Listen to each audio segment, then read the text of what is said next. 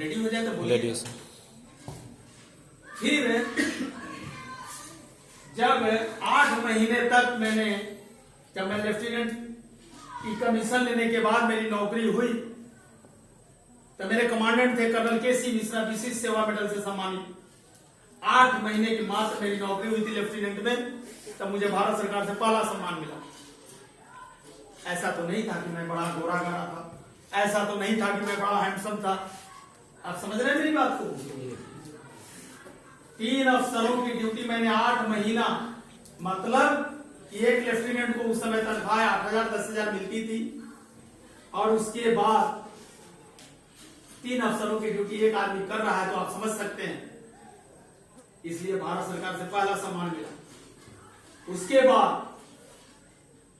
बाद हमें quarter master general lieutenant general S भैया अति विशिष्ट सेवा मेडल, परम विशिष्ट सेवा मेडल, अति विशिष्ट सेवा मेडल 2 बार, उसको बार बोलते हैं, बार मतलब 2 बार, उनके द्वारा भारतवर्ष में सबसे श्रेष्ठ यूनिट का पुरस्कार मुझे मिला। When I was captain and I was doing the duty of officer commanding 31 Srinagar, जहां गोलियों के नौक पर नौकरी करते थे।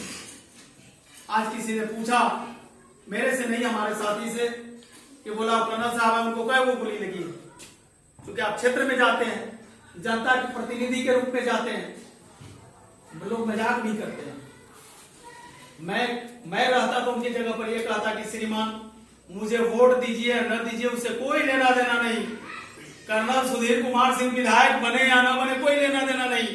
आज भी कर्नल है, 92-93 हजार पेंशन मिलती है, कल भी मिलेगी और बढ़ती जाएगी। लेकिन कर्नल नाम के पीछे लगी है कि लेफ्टिनेंट कर्नल सुधीर कुमार सिंह, तो जब तक जिंदा रहूंगा तब तक वो रहेगा।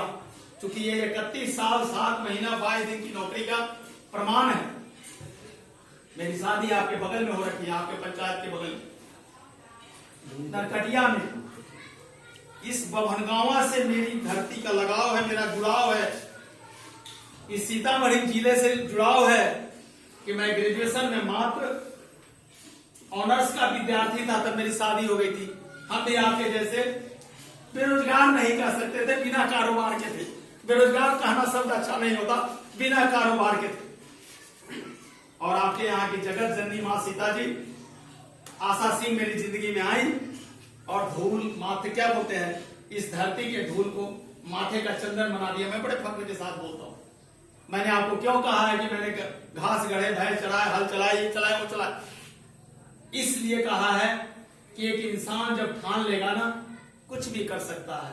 You can do wonder, sky is the limit बोलते हैं ना, कि आकाश की सीमा जो है, इसका मैं बोलता हूं स्काई हैज नो लिमिट। आप समझ रहे हैं बात?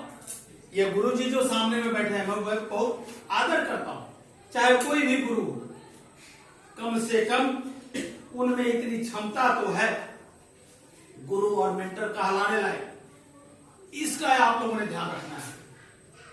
मोटिवेशन लेक्चर मैंने आपको बता दी, क्यों बताई, किस लिए बताई। अपनी अचीवमेंट मैं गिनाने लगूंगा तो आप दंग रह जाएंगे।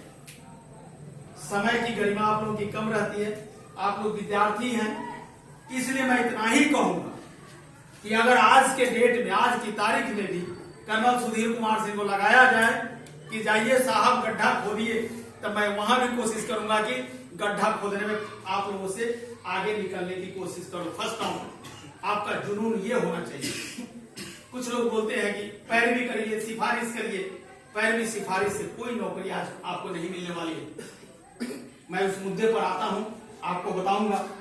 हकीकत यह है कि आपकी अपनी क्षमता, अपनी योग्यता, आपकी अपनी क्या बोलते हैं, धुरंधारी जिसको बोलते हैं, धुरंधर जिसको बोलते हैं, जिस फील्ड में आप हो, आप ऐसा अपने आप को योग्य और साबित करिए कि खुद को कर बुलंद इतना कि खुदा हर बंदे से पूछे कि बता तेरी रजा क्या है।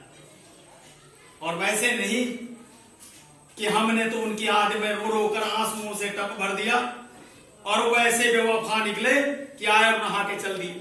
वैसा विद्यार्थी नहीं बनना है। मेरे से बात करिएगा, हर मुद्दे पर मैं दिन भर बात करूंगा आपसे। मुझे पढ़ाने का पैशन है और उस पैशन के तहत मैं चुनाव क्षेत्र से छोड़ के आपके पास आया हूं कि आप जैसे विद्यार्थी अगर मेरे कहने से हमारे ससुराल के क्षेत्र से, आप सभी हमारे बच्चे जैसे हैं, ससुराल के क्षेत्र से अगर इसमें से 2-4 भी सर अफसर बन गया ना, तब मैं समझूंगा कि मेरा मनुष्य जीवन सफल हो गया। आप समझ रहे हैं? कोचिंग संस्थान आपको